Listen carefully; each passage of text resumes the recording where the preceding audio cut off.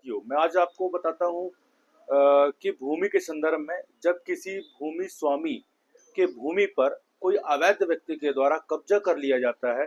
और कब्जा करके यदि उसमें मकान का निर्माण कर लेता है, तो वह क्या करेगा? वह कैसे उस मकान को अलग करवा सकता है और आवेदन कहाँ पर प्रस्तुत करेगा? तो इसमें हमारे जो मध्य प्रदेश भू राजस्व संहिता 1959 की सेक्शन 250 250 में स्पष्ट प्रावधान है कि जब किसी भूमि स्वामी के भूमि पर कोई व्यक्ति अवैध कब्जा कर लेता है या अवैध कब्जा करके मकान बना लेता है, तो वह 250 के तहत तहसीलदार के समक्ष आवेदन प्रस्तुत करके और उसका निराकरण करवा सकता है। दोस्तों, इसमें एक बात आती है, जब हम 250 की कार्रवाई करते हैं तो तहसीलदार के द्वारा हमेशा यह कहा जाता है कि इसमें मकान बन गया है। ऐसी स्थिति में आप सिविल न्यायालय पर दावा प्रस्तुत कीजिए, हमारे अधिकार में नहीं है। तो ध्यान रखिए, एक साइटेशन है जो न्याय दृष्टांत है माननीय हाई कोर्ट का, जिसमें Shrimati Sunita versus state of Madhya प्रदेश,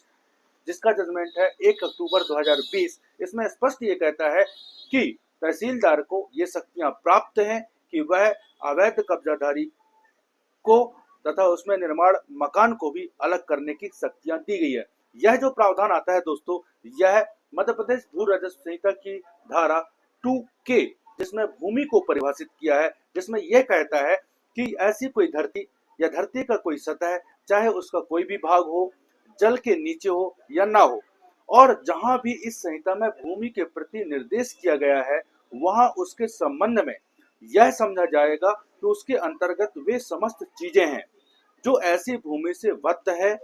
या ऐसी भूमि से बद्ध किसी चीज से स्थायी रूप से जकड़ी हुई है। अर्थात सीधे यह कहता है कि जब भी किसी ऐसे भूमि पर, चाहे वो स्थायी संरचना भी का निर्माण हो जाए या मकान का भी निर्माण कर लिया जाए, तो भी उसे भूमि ही माना जाएगा और ऐसे भूमि स्वामी को उसकी भूमि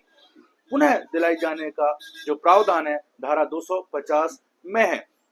इस जो साइटेशन है, जिसमें माननीय हाई कोर्ट ने Shrimati Sunita versus state of Madhya Pradesh में यह बताया है कि भूमि स्वामी किसको मानेंगे। तो भूमि स्वामी ऐसे व्यक्ति जिसे कि पैतृक रूप से उसे भूमि प्राप्त हुई हो या फिर मध्य प्रदेश शासन के द्वारा उसे गवर्नमेंट के द्वारा भूमि प्रदान किया गया हो। भूमि प्रदान यदि किया गया है तो भी उसे भूमि स्वामी मानेंगे। यदि उसे भूमि प्रदान किया गया है और यदि वह मर जाता है, खत्म हो जाता है, तो उसके जो विधिक वारसान है उसे उस भूमि का भूमि स्वामी माना जाएगा। अर्थात 250 के अंतर्गत हम किसी अवैध कब्जाधारी को अपनी भूमि से हटवा सकते हैं। ऐसी